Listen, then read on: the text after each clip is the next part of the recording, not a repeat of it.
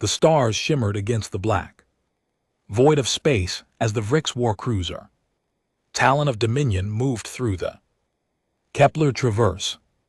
Commander Thexville stood on the bridge, his 4 eyes scanning the tactical displays with practiced ease. His scales rippled with anticipation. Today would be a good day for the Concordat. For 3 months the Vrix had watched the humans, these soft creatures, had emerged into the galaxy like children stumbling into a war zone. They spoke of peace and cooperation. They offered trade agreements and cultural exchanges to Thexville and his people. This was the behavior of prey animals. Weak, pathetic, ready to be dominated. The censor officer hissed, drawing Thexville's attention. A single ship had appeared on their screens. The computer identified it as a human cargo vessel. The Maiden's Reward. It was alone, traveling through space without escort. Perfect. Thexville felt his secondary hearts quicken with excitement. The Concordat had been testing humanity's resolve for weeks now, pushing boundaries, violating their space lanes. The humans always protested through diplomatic channels. They never fought back. This would be easy. He gave the order, and the Talon of Dominion decloaked directly in front of the human vessel. The cargo ship was small compared to his warship, perhaps 1/5 the size. Its hull was painted with bright colors and identification markers. It looked fragile, defenseless. The communications officer opened a channel. Thexville stood tall, letting his full height of 9 ft dominate the view screen. He bared his fangs in what his species considered a display of dominance. Human vessel, this is Commander Thexville of the Vrix Concordat. You have entered Sovereign Concordat space. Power down your engines and prepare to be boarded. Surrender immediately, and you will not be harmed. For a moment there was only silence. Then the human captain appeared on the screen. She was small, barely 6 ft tall.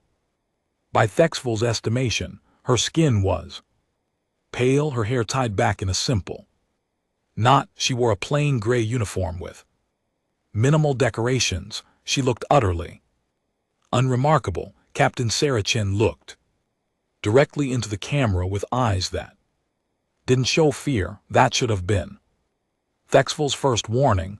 Negative, she said calmly. This is not Concordat space. This is neutral territory under the Kepler Accords. We are conducting lawful transit. Withdraw from this vector or face defensive action. Thexville laughed. His crew joined him, the bridge filling with the harsh, barking sounds of Vrix amusement. Defensive action from a cargo hauler. Human, you do not understand your situation. We have weapons that can tear your little ship apart. We have armor that can withstand any attack you might attempt. Surrender now or we will disable your vessel and take what we want to. Captain Chen's expression didn't change.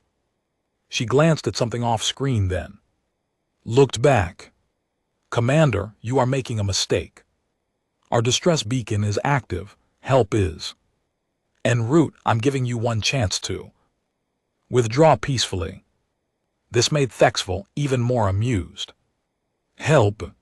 The nearest human military base was 3 days away at maximum speed. By then he would have stripped this cargo ship of anything valuable and been gone. Your arrogance will cost you, human. Weapons. Fire a warning shot across their bow. Let them see what real power looks like. The weapons officer complied. A bright blue plasma bolt shot from the Talon of Dominion's forward cannon, streaking across the space in front of the Maiden's Reward. It was a perfect shot, close enough to be threatening but not close enough to Cause damage, a universal language of surrender or else. The human ship didn't move, it didn't try to run, it just sat. They're in space, engines humming quietly. Captain Chen appeared on the screen. Again, this time something had changed. In her expression, her eyes were harder, colder. Commander Thexville, you have just fired upon a vessel flying under the flag of the United Earth Navy. This constitutes an act of war under the Tau Ceti Convention. You have violated 17 Articles of Interstellar Law. I am required to inform you that we will respond with appropriate force. Thexville felt irritation replace his amusement. This human was still talking, still pretending to have power, weapons. Disable their engines, nothing lethal. We want them alive for questioning. 3 more plasma bolts fired from the Talon of Dominion. These were aimed with precision at the cargo ship's engine section.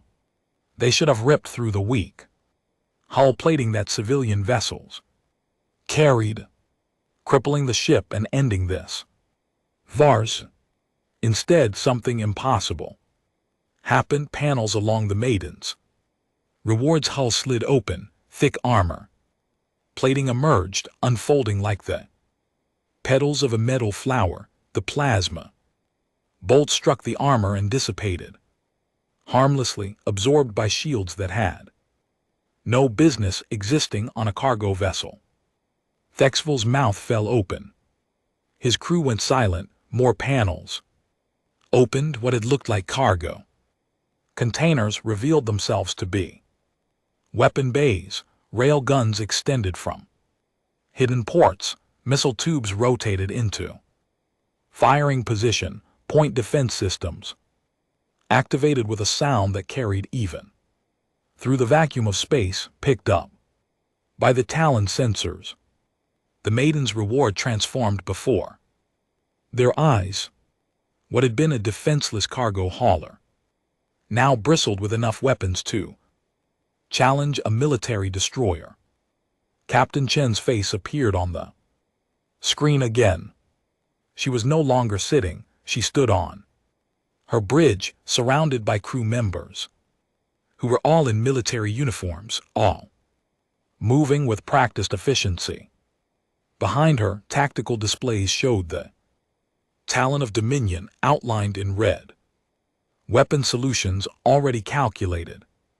Commander Thexville, I need you to understand something very clearly. The Maiden's Reward is a United Earth Navy Q-ship. That means we're a warship. Disguised as a civilian vessel, we were specifically sent to this sector because intelligence suggested the Concordat was targeting human merchants. You've just attacked a military vessel of a sovereign nation. You fired weapons at personnel under my command. She leaned forward, and for the first time Thexville felt something he hadn't experienced in years: fear. 6 weeks ago, your Concordat killed 3,000 of my people. On New Perth, men, women, children, families. You butchered them because you thought we were weak. You thought we wouldn't fight back. You were wrong. Captain Chen's voice dropped to a whisper, but somehow it seemed louder than a shout. Weapons free target. Their engines, their weapons, and their communications. Leave life support intact. I want survivors. I want them to go home and tell the Concordat exactly what happens when you attack humans. The Maiden's Reward fired rail guns, launched metal slugs at incredible velocity.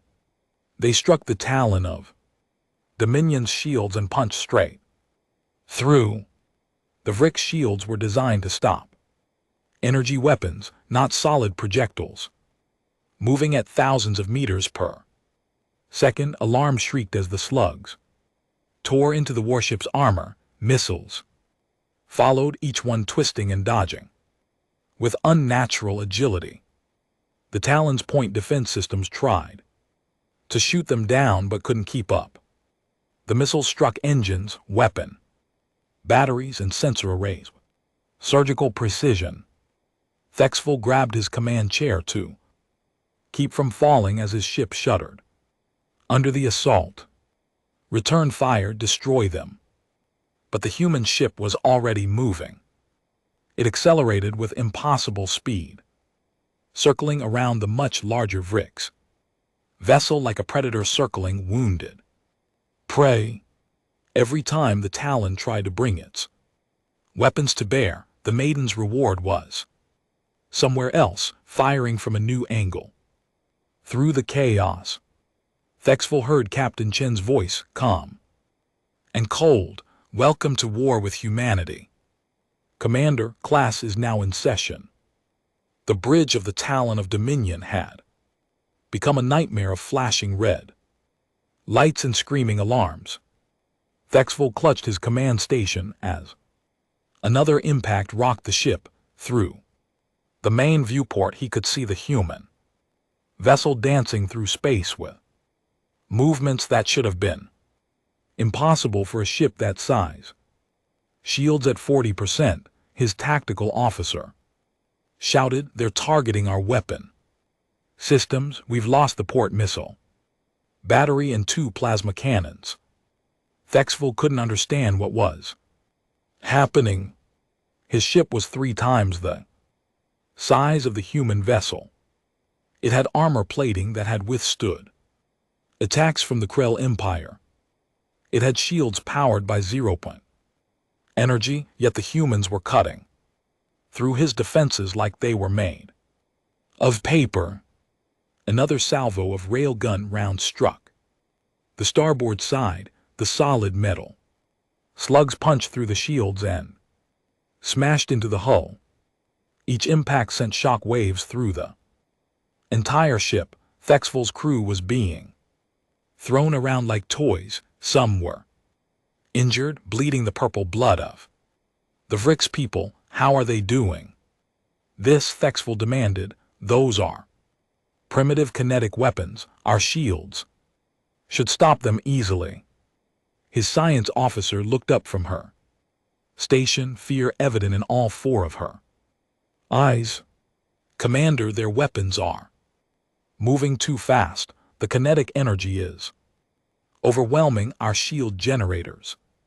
They're using physics against us." Physics, of course. The Vrix had spent centuries perfecting energy weapons and energy shields. They had assumed everyone else would do the same. But the humans had kept the old ways. The brutal simplicity of throwing metal at high speeds, and it was working. The Maiden's reward fired again, this time launching a spread of missiles. Each missile had a small thruster system that let it change direction mid-flight. The Talon's defensive systems managed to destroy 3 of them, but 2 got through. They struck the main engine section and Thexville felt the ship lurch. Engine power dropping, the engineering officer reported. "We're losing plasma containment in reactor 2, main thrust down to 60%. Thexville made a decision. "Helm, bring us about full power to rear shields. We're leaving." "Yes, Commander." The Talon of Dominion began to turn, its massive bulk slowly rotating to point away from the human ship. Thexville's fingers worked the controls to activate the faster-than-light drive. Once that was online, they could jump away from this disaster. He could regroup, call for reinforcements, and come back with a proper fleet. The FTL drive charged slowly, too slowly. The human ship seemed to sense what he was planning. It accelerated again, circling around to target the Talon's engineering section directly. "They're locking weapons on our FTL core."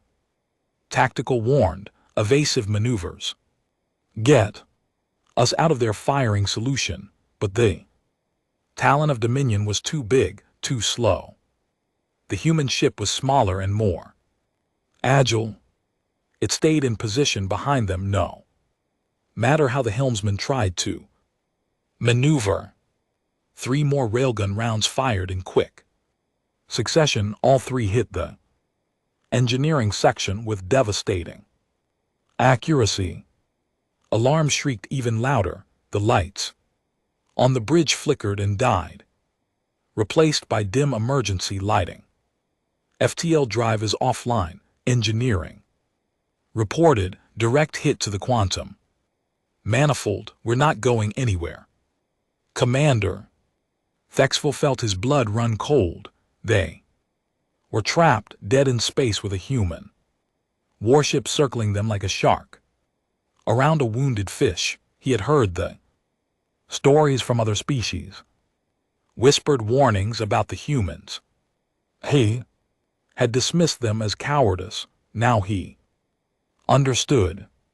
The humans weren't just defending themselves, they were hunting. Open all emergency channels, Thexville ordered. Send a priority 1 distress signal to the Concordat High Command. Tell them everything. Yes, Commander. What should the message say? Thexville watched the human ship through the viewport. It had stopped firing now, just sitting there in space, its weapons still trained on his crippled vessel, waiting. Tell them the truth. Tell them we were wrong about the humans. Tell them these creatures are not prey. They are apex predators. Tell them if they see a human ship, they should run. The communications officer sent the message. It broadcast on all Concordat frequencies, a warning that would reach every Vrix ship in the sector within hours. The human captain's face appeared on the screen again. She still looked calm. That somehow made it worse. She wasn't angry or excited. She was just doing her job, and her job was destroying Vrix warships. Commander Thexville, your vessel is disabled. Your FTL drive is offline. Your weapons are destroyed. Your shields are failing. You have 2 choices now. You can continue to fight, and I will destroy your life support systems and leave you to die in the cold of space. Or you can surrender, and I will ensure your crew receives medical attention. Thexville wanted to refuse. His pride as a Vrix warrior demanded that he fight to the last breath. But he looked around his bridge at his injured crew, at the young officers who trusted him to lead them, and he knew there was only one choice he could make. We surrender. Smart decision, Commander. Power down all remaining weapon systems and stand by. The Talon of Dominion went dark. All weapons powered down. The ship hung in space helpless. Thexville expected the humans to board his ship to take prisoners or execute his crew. Instead, something else happened. His sensors picked up 3 new contacts, emerging from faster-than-light travel. 3 more human ships appeared in the system, and these were not disguised as cargo haulers. They were warships, real warships. Each one was twice the size of the Maiden's Reward and covered in weapon systems that made his Talon look primitive. They moved into position around his disabled vessel, forming a perfect triangle. He was surrounded. The largest of the 3 ships hailed them. A new human appeared on the screen. This one was older than Captain Chen, with gray hair and a face marked by deep lines. He wore a uniform covered in medals and decorations. An Admiral, Thexville realized. Commander Thexville, I am Admiral James Katsuro of the United Earth Navy. The ship you attacked was under my command. The crew you fired upon were my people.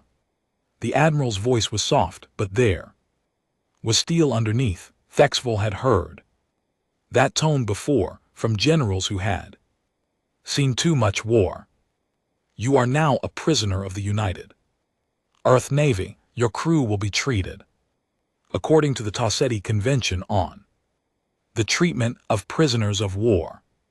You will receive medical care, food, and humane treatment. When this is over, you will be returned to the Concordat.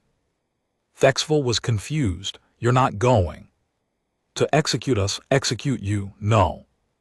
Commander, that would be a waste. You're worth much more to me alive than dead. I don't understand. Admiral Katsuro leaned forward, his eyes hard. 6 weeks ago, your Concordat attacked our colony. On New Perth, you killed 3,000 people. Men, women, and children. You burned our homes and destroyed our crops. You did this because you thought we were weak. You thought we wouldn't fight back. Admiral's voice grew colder. You were wrong, and now you're going to help me make sure the Concordat never makes that mistake again. You're going home. Commander, you're going to tell your leaders exactly what happened here. Today, you're going to tell them what human ships can do. You're going to show them the sensor logs of this battle, and you're going to deliver a message for me. What message? That humanity remembers. New Perth, we remember every single name, every single face, and if the Concordat ever attacks another human colony, another human ship, or harms one more human life, we will not send Q ships. We will not send small battle groups. We will send fleets. We will send armies. And we will not stop until the Concordat is nothing but a memory. Admiral Katsuro's face filled the screen. Do you understand me, Commander? Thexville understood perfectly. The humans were giving him mercy today. But it was a conditional mercy. A warning wrapped in kindness. I understand, Admiral.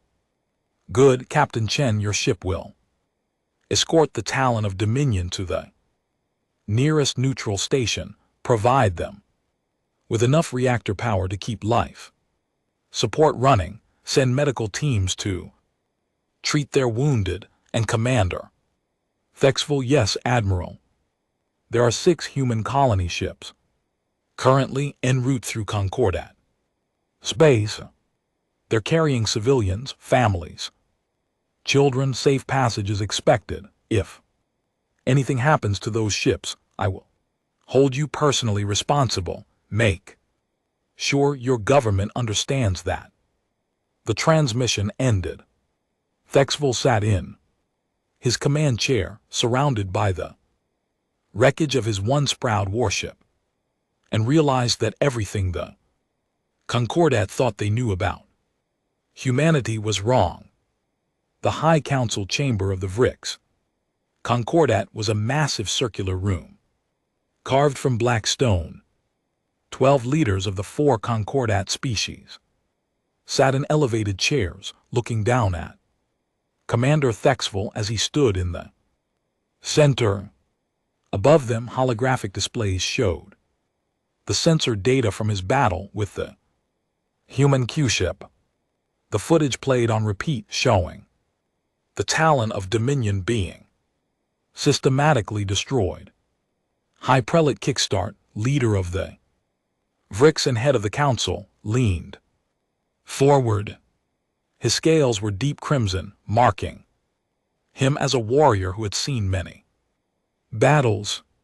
Commander Thexville, you stand before this council in disgrace. You lost a heavy cruiser to a single human vessel. You surrendered without fighting to the death.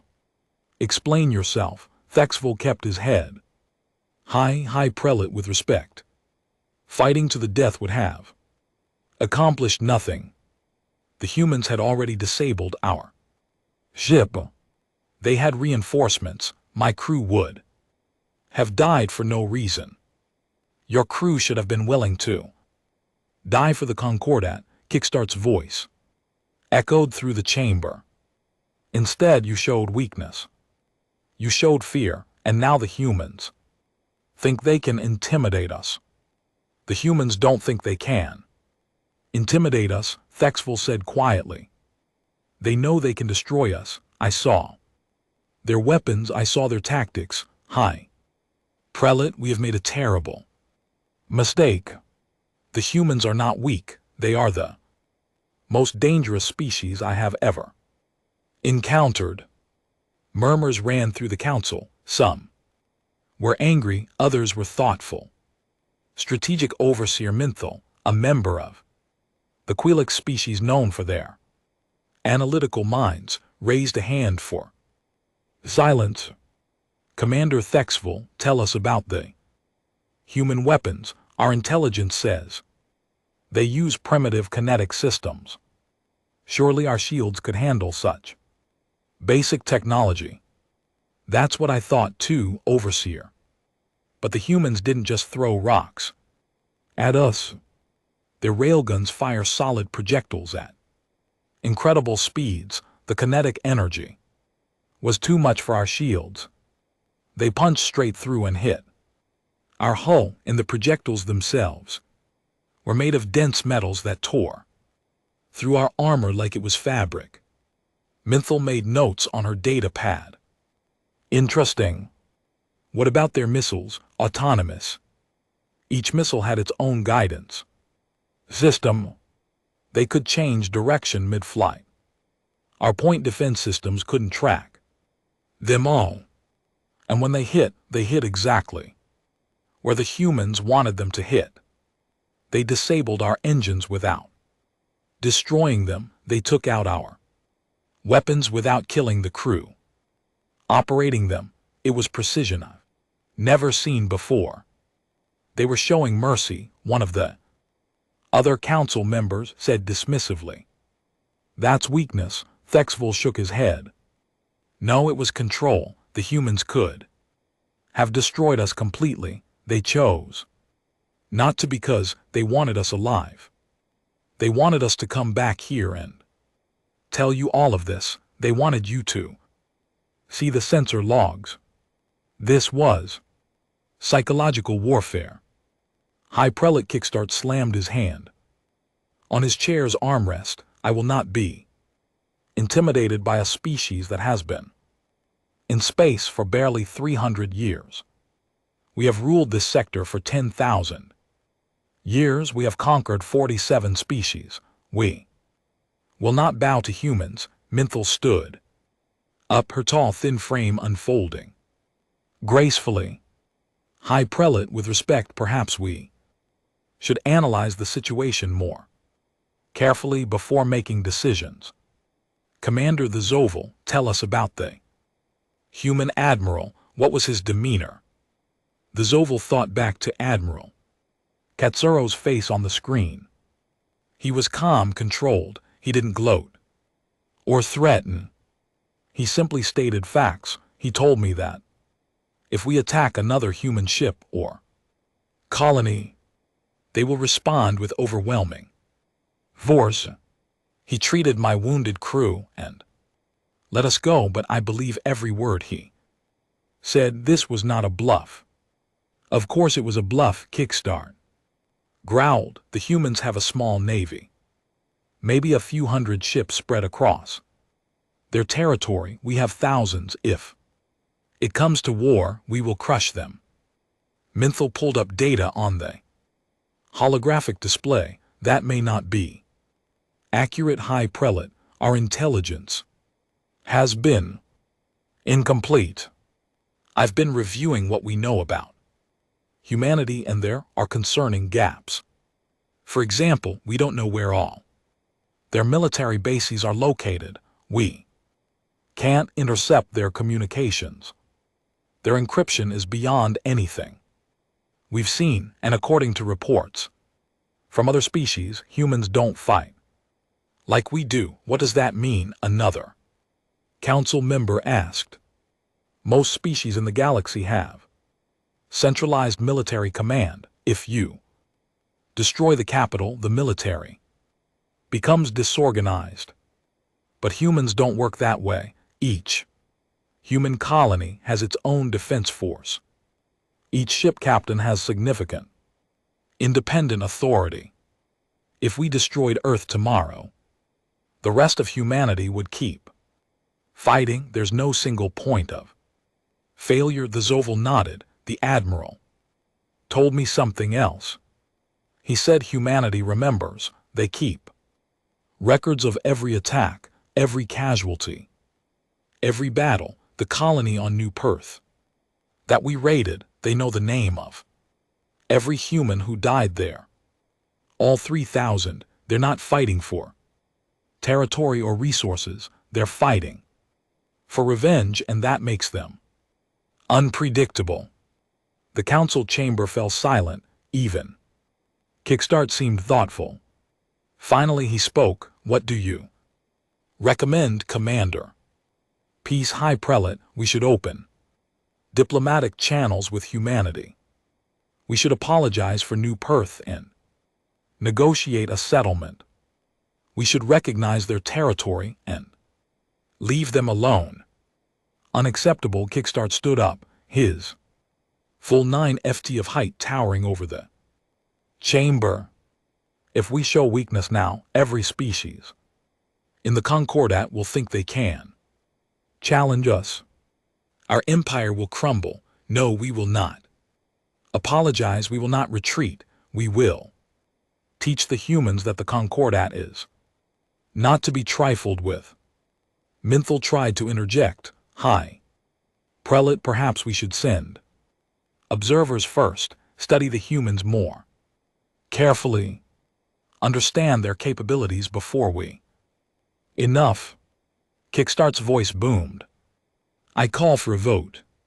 The Concordat will send a fleet to intercept one of the human colony ships currently in our space. We will capture it, show the humans that we are not afraid, and demonstrate our power to the entire galaxy. All in favor? 8 hands rose, only Minthal and 3 others abstained. The vote was decided. The Zoval felt his heart sink. High Prelate, this is a mistake. The Admiral specifically warned us about those colony ships. He said if anything happened to them, I don't care what the human Admiral said. The decision is made. You're dismissed. Commander. The Zoval bowed and left the chamber. As he walked through the corridors of the council building, Minthal caught up with him. They're fools, she said quietly. I've been studying humanity for months. Everything about them suggests they're far more dangerous than we thought. Then why didn't you argue harder? Because Kickstart has already made up his mind. He sees this as a matter of honor. The other council members follow his lead. I'm going to prepare for the worst. What does that mean? Minthal looked around to make sure they were alone. I'm moving our Quilix colony ships away from human space. I'm ordering our frontier outpost to evacuate. And I'm preparing our people for the possibility that we've just started a war we cannot win. You think it will be that bad? Commander, you saw what one human Q-ship did to your cruiser. Now imagine what they'll do when we attack a ship full of their families, their children. Yes, I think it will be that bad. Far away, in a secure facility on Earth, Captain Sarah Chen sat in a debriefing room. Across from her was Admiral Katsuro and several intelligence officers. The Concordat intercepted Commander the Zoval's distress signal. One of the officers reported, "We've been monitoring their communications. They're planning to attack the colony ship New Horizons." Admiral Katsuro nodded slowly. Expected. They're going to try to restore their honor by making a show of force. How long until the New Horizons reaches the intercept point? 72 hours, sir. Good. That gives us time to prepare. Activate Protocol Pandora. I want the Third Fleet in position before the Concordat arrives, and make sure every ship captain knows the rules of engagement. The New Horizons is carrying 50,000 civilians. We will not let the Concordat touch them. Captain Chen leaned forward. Sir, if we destroy an entire Concordat fleet, won't that escalate the situation? Admiral Katsuro looked at her with tired eyes. Captain, the situation was escalated the moment they killed 3,000 people on New Perth. We gave them a warning. We showed them mercy. We let Commander Vizovil go home to tell them what would happen if they attacked us again. If they choose to ignore that warning, then what happens next is on them. Yes, sir. One more thing, Captain. I'm putting you in command of the operation. You've already fought the Vrix once. You understand how they think. The New Horizons and her escort are yours to defend. Captain Chen felt the weight of responsibility settle on her shoulders. 50,000 lives. Civilians who had left Earth to start new lives on a distant world, families, children. People who trusted the Navy to protect them. I won't let you down. Sir, I know you won't. Now go prepare your fleet. The Concordat is about to learn a very hard lesson about attacking humans. The Concordat fleet assembled in the Hexa system, a meeting point far from prying eyes.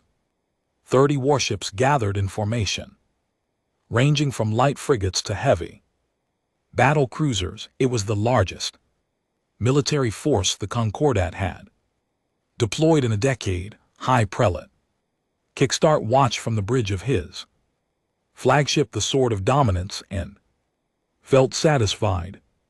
The show of force would put the humans in their place. Strategic Overseer Minthal stood beside him, her expression unreadable. She had tried one last time to convince him to reconsider. He had refused. Now she was here to observe, to gather data, and to prepare for whatever came next. All ships report ready, High Prelate. The communications officer announced. Excellent. Helm, set course for the intercept point. We will arrive ahead of the human colony ship and wait for them. When they see our fleet, they will have no choice but to surrender. The fleet jumped to faster than light travel, leaving the Hexa system behind. They emerged 3 hours later in an unremarkable patch of space along the main shipping lane. According to intelligence, the human colony ship New Horizons would pass through here in 18 hours. Kickstart ordered the fleet into a defensive sphere formation. Any ship approaching would see them from a great distance and have time to stop. He didn't want to destroy the colony ship, just capture it. The humans would negotiate, pay a ransom, and the Concordat would demonstrate its power. Simple. Minthal studied the sensor readings carefully. The area appeared empty except for an asteroid field about 5 million kilometers away. Nothing unusual. But something felt wrong. She had learned to trust her instincts over 10,000 years of military service. High Prelate, I recommend we send scouts to check the asteroid field. Why, it's just rocks, perhaps, but if I were the humans and I knew someone was planning to intercept my colony ship, I would prepare an ambush. The asteroid field would be a perfect hiding place. Kickstart considered this, then shook his head. You're being paranoid. Humans don't know we're coming. We maintained communication silence. Our encryption is unbreakable. Besides, their colony ship has only 2 Escort frigates according to our intelligence, even if they hide warships. In the asteroids, we outnumber them. Minthal said nothing. She simply moved to a secondary station and began running. Probability calculations, the numbers she saw made her nervous. 18 hours passed slowly. The Concordat fleet waited in perfect formation. Crews were at battle stations, weapons charged and ready. Kickstart paced his bridge like a caged predator, eager for the confrontation to begin. Finally, sensors picked up the approaching human vessels. 3 ships emerged from FTL travel at the edge of sensor range. One was clearly the colony ship, massive and cylindrical, painted white with blue markings. The other 2 were small military frigates, exactly as intelligence had predicted. There they are, Kickstart said with satisfaction. 3 ships against our 30. Open the channel. Let's give them a chance to surrender before we... His words were cut off as alarms shrieked across the bridge. The sensor officer's voice was panicked. Multiple contacts, ships decloaking from the asteroid field. Count is as 15, no 20. Readings are still coming in. The main display showed the tactical situation, and Minthal felt her blood run cold. Human warships were appearing like ghosts from the asteroid field. They had been there all along, hiding in the sensor shadows, waiting. And these weren't frigates or small patrol boats. These were capital ships, dreadnoughts, heavy cruisers, destroyers. How did they know? Kickstart demanded. How did they know we would be here? Minthal had the answer, and it terrified. Sir, they've been listening to us. They broke our encryption. They knew we were coming before we even left port. Before Kickstart could respond, message played across all Concorded frequencies. It was the colony ship, but the voice wasn't that of a civilian. Captain, it was an artificial intelligence, speaking in perfect Vrix language.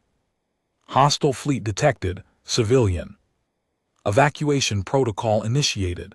Military assets, you are weapons free for new Perth. The human fleet attacked. What happened next would be studied in military academies for generations. The humans didn't charge forward in a disorganized rush. They moved with perfect coordination, each ship knowing exactly where to go and what to do. It was like watching a dance, except the dancers were killing machines. The 3 dreadnoughts opened fire.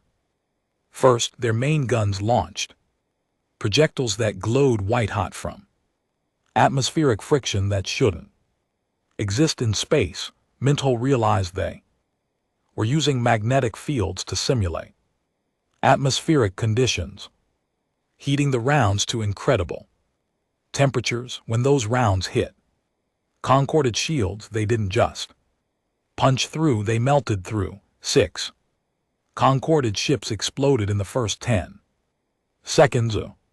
Their shields failed, their hulls were pierced, and their reactor cores went critical. The crews didn't even have time to scream. Return fire. Kickstart roared. All ships engaged the enemy. The Concorded fleet tried. They fired plasma bolts, missiles, and particle beams, but the human ships were too vast. They moved in patterns that seemed random but weren't. Every time a Concorded ship locked weapons, the human target was already somewhere else. Then came the drones. The 2 human frigates launched hundreds of small autonomous fighters, each one no bigger than a personal shuttle. They swarmed over the Concorded fleet like insects, too small and numerous for the big ships to target effectively. Each drone carried missiles that locked onto specific vulnerable points. Sensor arrays, weapon mounts, engine exhausts, a Concorded cruiser too. Mint Hill's left tried to run. It broke formation and attempted to activate its FTL drive. A human destroyer fired a single projectile that hit the cruiser's engineering section. With perfect accuracy, the FTL drive exploded, taking half the ship with it. Shields at 30%, the tactical officer shouted. "We can't take much more of this." Mint Hill watched the tactical display and realized something. The humans were being selective. They were destroying some ships completely, but only disabling others. They were making choices about who lived and who died. This wasn't a battle. This was an execution. A new voice came over the communications channel. It was Captain Chen, the human officer, who had defeated Commander Thexville. Concorded Fleet. This is Captain Sarah Chen of the United Earth Navy. You came here to attack a ship carrying 50,000 civilians. You came here to harm families, children, people who did nothing to you. We warned you what would happen. You didn't listen.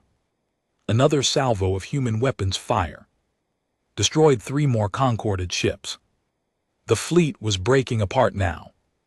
Captains trying to save their own vessels instead of working together. You have one chance to survive this. Captain Chen continued. All ships will power down weapons immediately and surrender. You have 30 seconds to comply. After that, we will consider you hostile combatants and you will be destroyed. The choice is yours.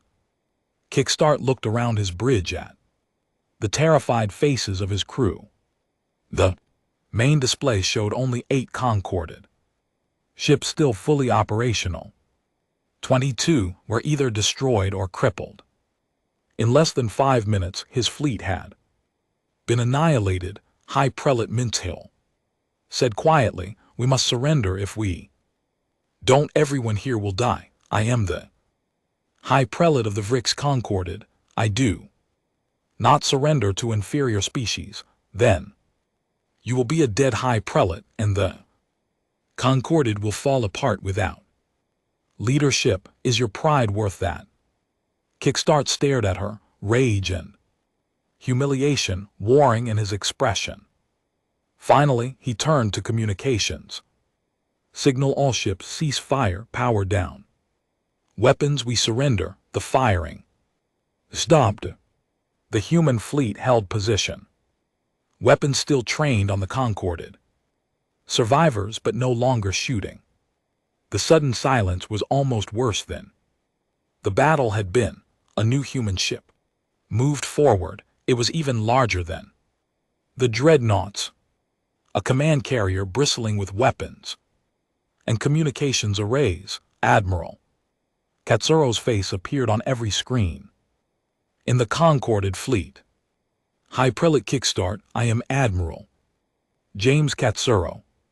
You are now prisoners of war. Your surviving crews will be given medical treatment. Your wounded will be cared for. You will be treated with the dignity you denied the people of New Perth.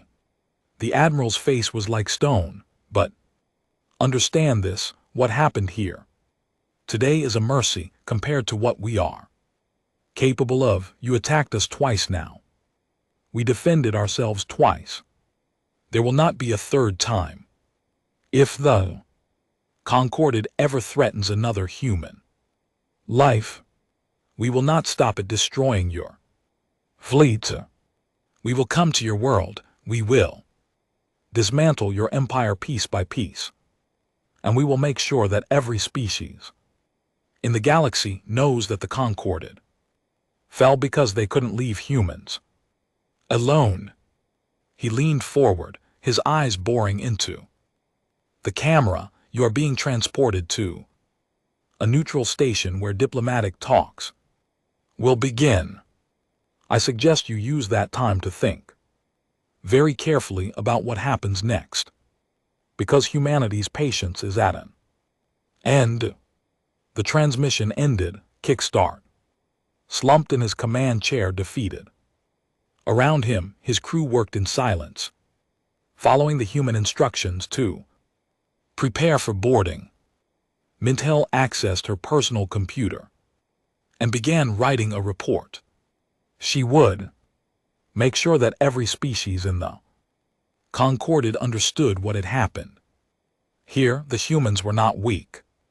They were not easy prey. They were predators who had chosen to be peaceful, but who remembered how to hunt when necessary. The neutral station Gamma 7 orbited a dead moon in unclaimed space. It was a massive structure built by the Galactic Diplomatic Corps, a place where wars ended and treaties were signed. Today, it hosted the most important negotiation in recent galactic history. High Prelate Kickstart sat in a small, plain room. His ornate robes had been replaced with simple gray clothing. No weapons, no guards, no symbols of power. Just a defeated leader waiting to face the consequences of his decisions. Across from him sat Strategic Overseer Mintel and Commander Thexville. They would negotiate on behalf of the Concorded. The door opened and 3 humans entered. Admiral Katsuro walked in first, followed by Captain Chen and a civilian diplomat named Ambassador Williams. They sat down at the table without ceremony. No grand entrance, no display of victory. They simply sat and waited. Ambassador Williams spoke first. High Prelate, before we begin formal negotiations, Admiral Katsuro has asked to say something to you personally. Kickstart nodded stiffly. The Admiral leaned forward, his hands folded on the table. 6 weeks ago, your forces attacked New Perth. You killed 3,000 of my people. Among them was my daughter. Her name was Emily Katsuro. She was 23 years old. She was a teacher. She taught young children about Earth, history, and music. She loved her job. She loved those children. The Admiral's voice remained steady, but his eyes were filled with an ancient pain. When your ships attacked, Emily tried to get her students to safety. She helped them evacuate to the shelters. She died protecting them. 15 children survived because of her sacrifice. Kickstart felt something twist in his chest. He had ordered that attack. He had called humans weak and soft. He had never considered that they were people with families and loved ones. I tell you this, the Admiral continued, because I want you to understand something. Every human who died on New Perth had a story. They had families. They had dreams. They had value, and humanity remembers every single one of them.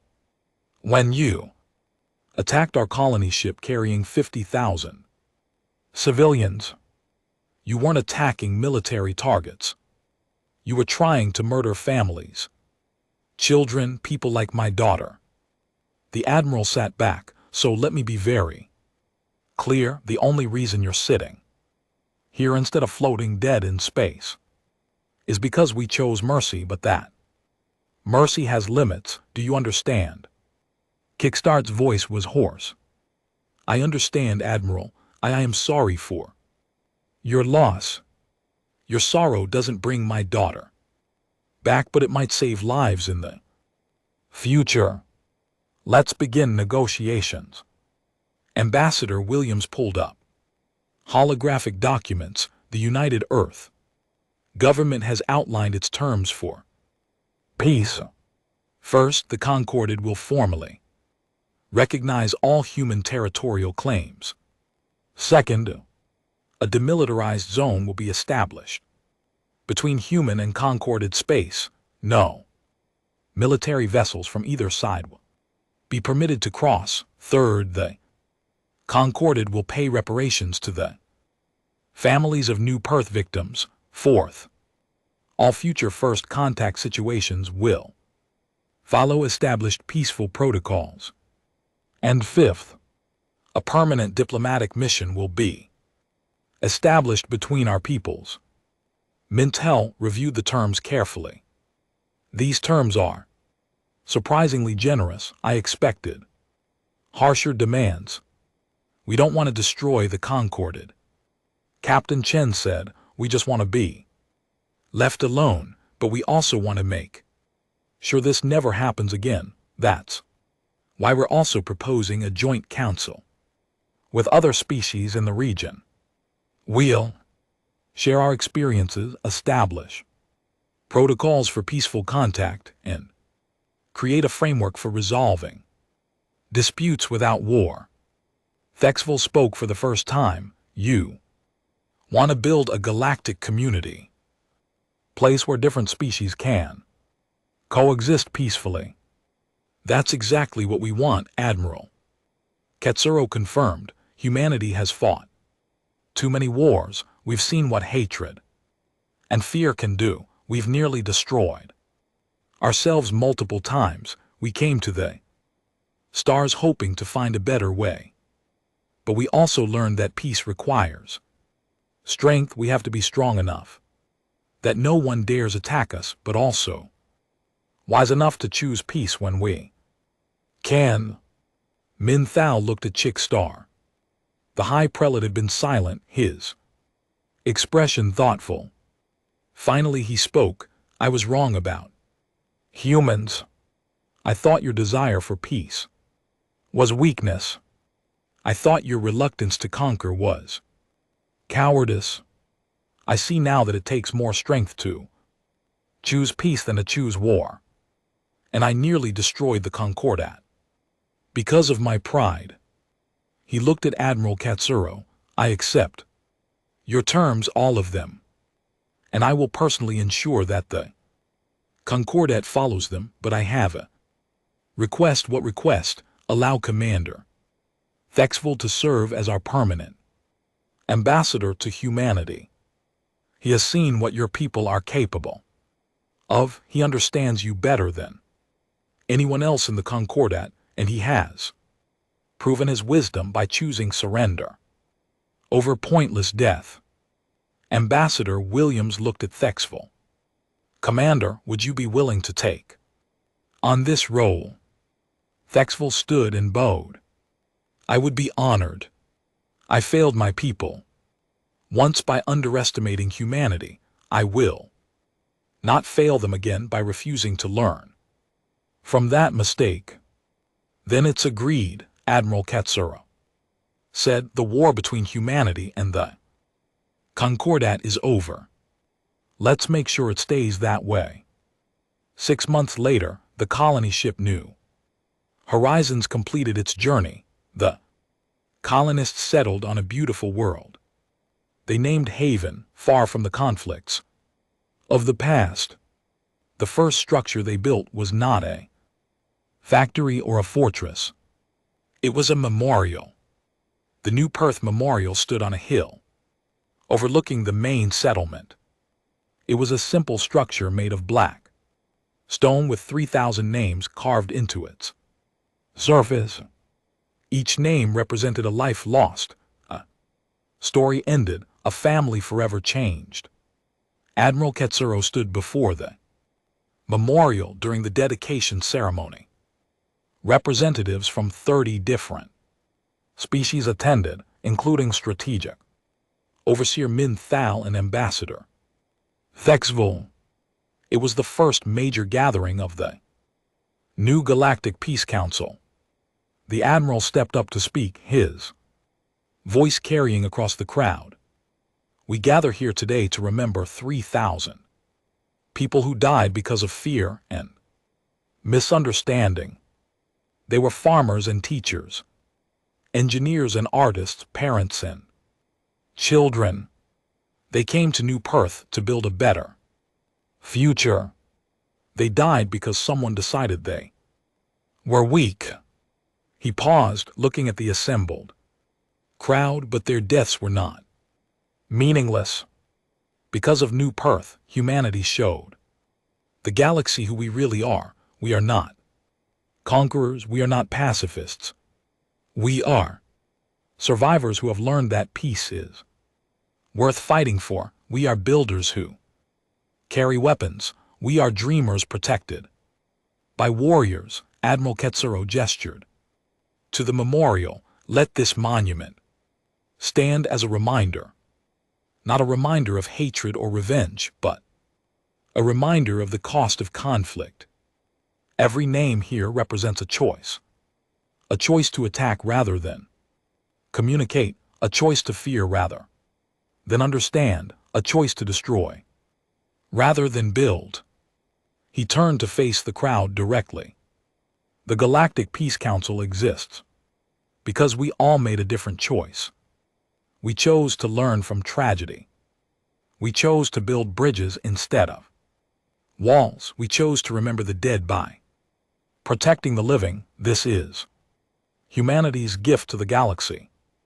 The understanding that peace is not the absence of capacity for violence. Peace is the choice not to use it. Ambassador Thexville stepped forward, his translator rendering his words into all the languages represented.